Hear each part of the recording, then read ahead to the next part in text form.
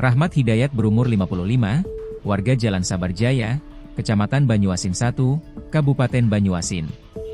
Sepeda motor Yamaha NMAX miliknya dengan nomor polisi BIG 3028 ACV raib dibawa kabur oleh orang tak dikenal di kawasan Jakabaring, Palembang, Selasa sore 26 Agustus 2025. Peristiwa itu terjadi sekitar pukul 15 WIB di sebuah depot kusen di Jalan KH Ashari, Kelurahan 910 Ulu, Kecamatan Jakabaring.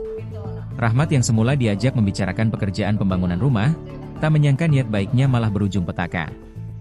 Awalnya, pelaku menawarkan pekerjaan pembangunan rumah kepada Rahmat.